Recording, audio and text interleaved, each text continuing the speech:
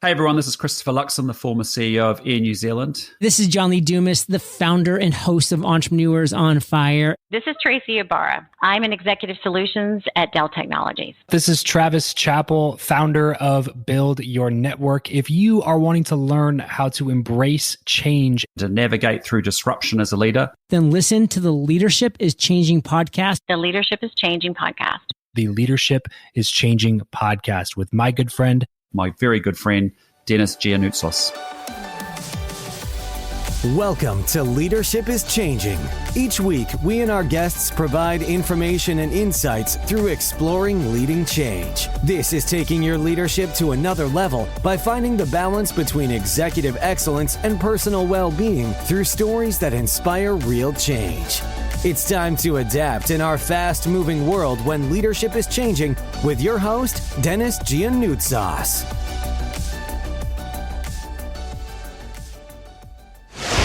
Well, I have been living in Dubai for more than 25 years now. So most of my life I've spent in Dubai.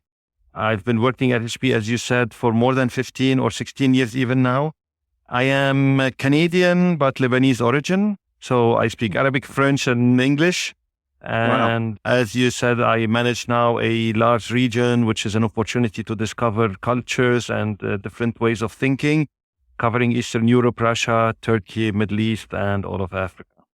So you've gone from one climate, being Canada, where it can be quite cold at times, to go and living in Dubai, which can be just so hot. However, I've got to say, the times I've been in Dubai as well, Ernest, has been so cold inside with the air conditioning, right? So it's probably very similar. Not as cold as Canada. And you can imagine my body shock when I traveled in September. It was minus 15 in Canada and landing in Dubai with plus 40, exiting the plane. There were no tubes at the time and you feel like you've entered an oven. But it's been an amazing ride. Wow. Yeah, I can imagine the different climates for sure. And so listeners, I think that's a very good example of us being able to adapt in today's world, which is really good. But even though it's meaning climates and going into a new city or country for sure. So Ernest, how did you get into leadership? So that's, I believe, an interesting story that I always tell my team members who are aspiring to become managers and so on. I was an individual contributor. I was a product manager running large format business in the region. And I was part of what we call graphics team. So we were 5-6 people. But at the structure at that time did not have a manager role. So we were all reporting to the GM, who was busy with a lot of other things. And I realized that this is an opportunity for me to grab hold of some of the leadership tasks that the GM could not do for this specific team. So I started asking him for meetings. He would ask me to run them and so on. And it evolved into the GM realizing that I could be a manager or a leader. And that resulted in him giving me an opportunity to do an actual leadership role and manage a big team and a big business in the company. So you have to grab it and find it yourself and not wait for somebody to give it to you. Right. So grab the opportunity or go and find the opportunity. Don't wait for somebody else to give it to you is really important here. So grab it with 2 hands, run, go for it. And that's what Ernest has done. Yeah, excellent. What was it like for you to grab it with 2 hands or go for it? And did it feel, were you nervous?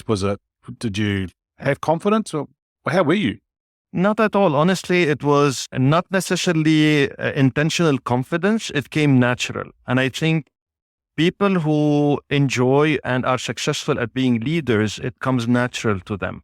Some people don't have it. Their skills are somewhere else. Their strength is somewhere else.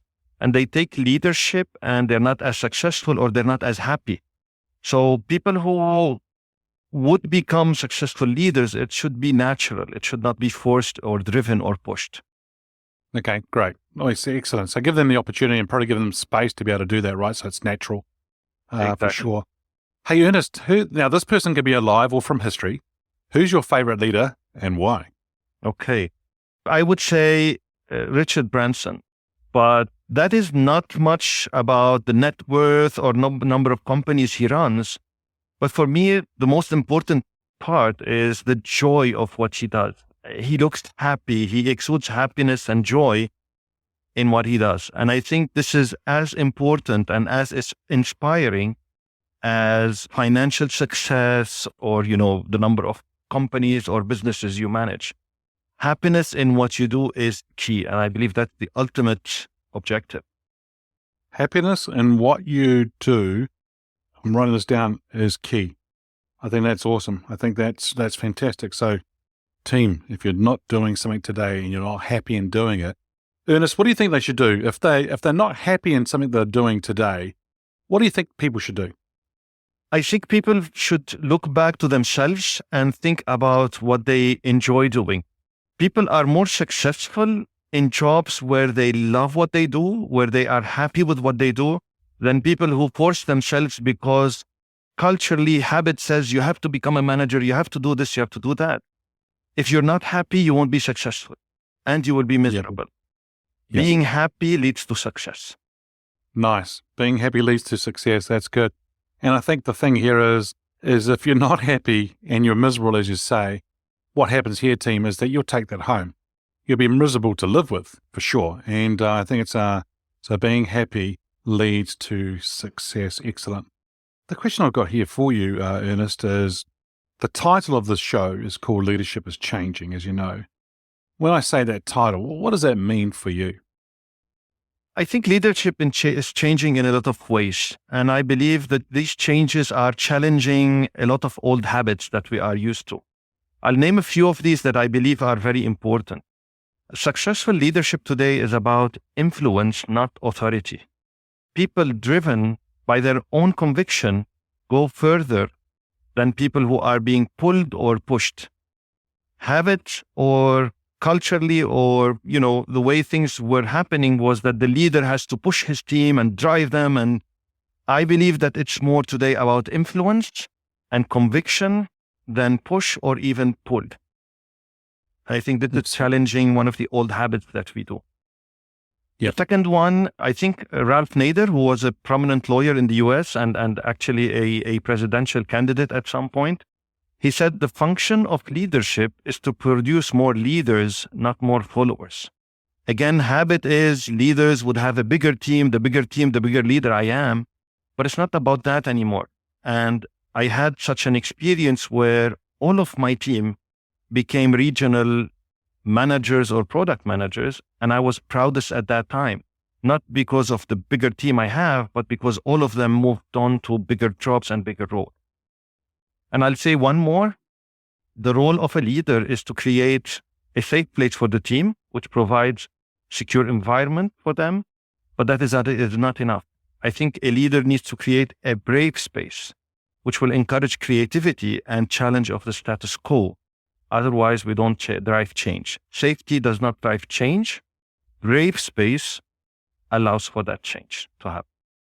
Wow. So create a brave space for the people in your organization to have the courage to be able to go and do things.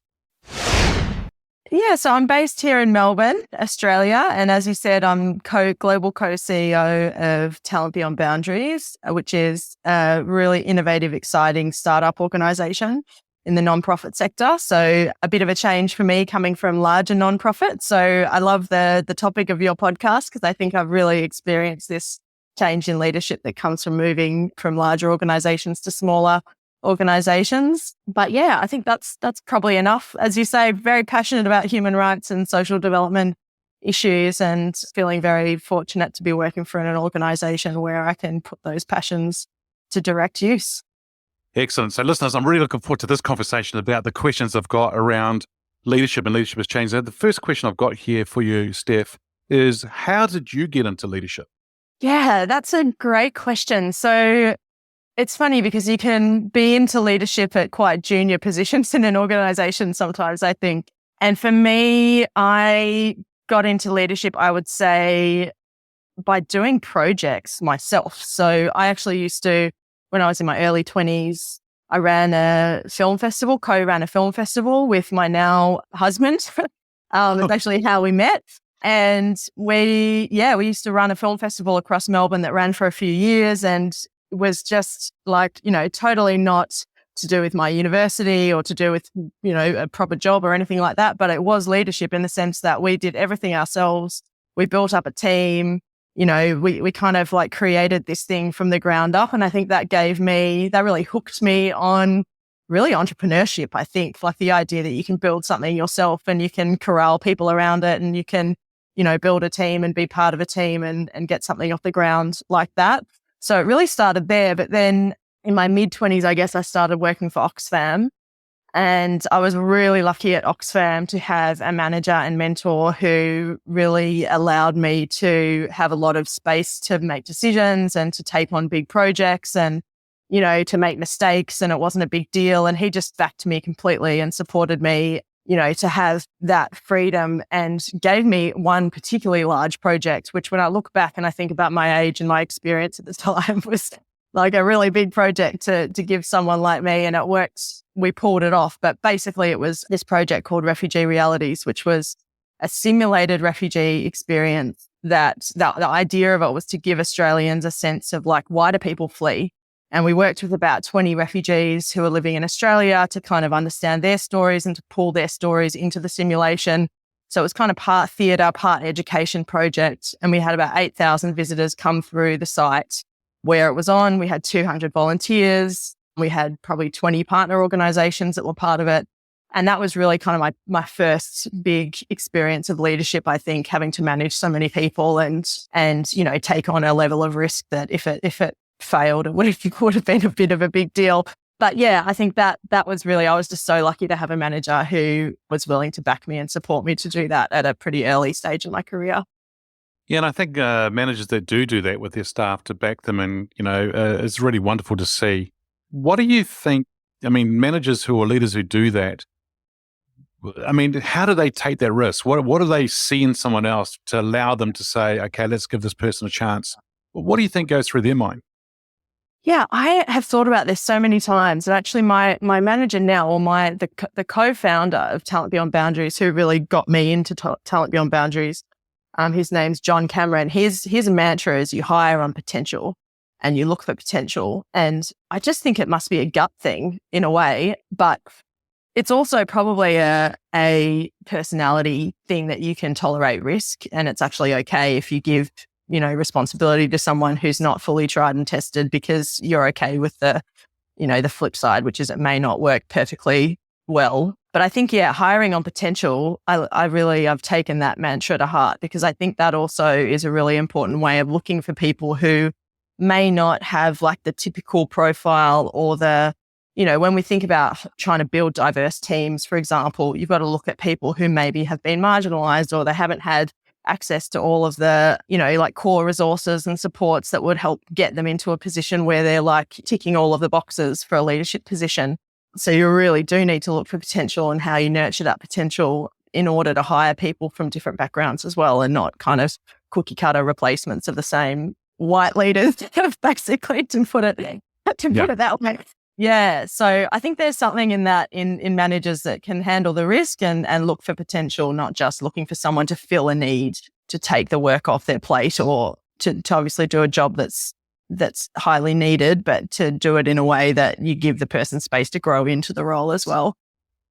It's really amazing how you see people, and I work with a lot of executives and senior leaders, and I'm talking to them about them and their careers, where they're going next, but also them bringing in other people as well. And they look to hire people based on a degree and based on this and based on that. And the resume doesn't always reflect the person. It just reflects some words and some titles and things like that. And it's just like, no, get to know the person.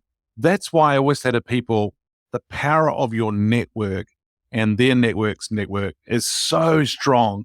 Because if somebody comes to me and says, hey, Steph, you got to hire Steph because of A, B, C, and D, and, Steph and they're giving their own backing about it, that is so more powerful than anything else, right? And it's just huge. Absolutely. And, this is, that is just the rule 100%, it's not what you know, it's who you know.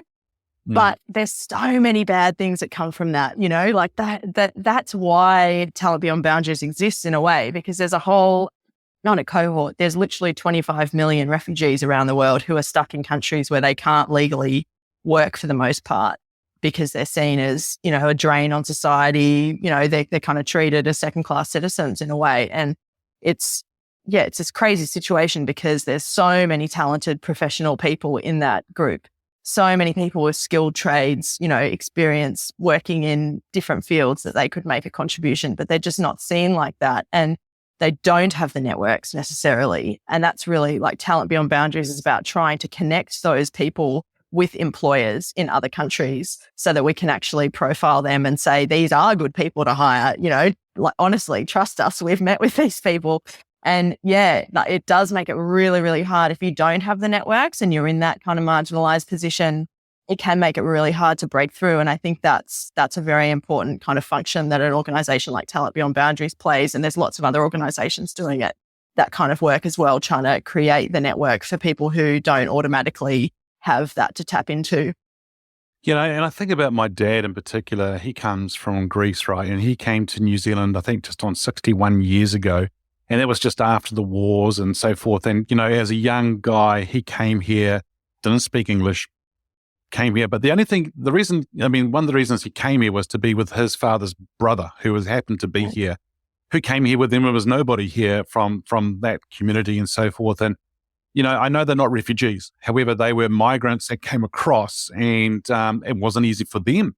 And, the stories that he shares with me, but I see a lot of Australia, a lot of New Zealand have been built on refugees, on migrants and people coming in and seeing what they've done. Has just been an amazing story that each and every single one of them will actually have to share.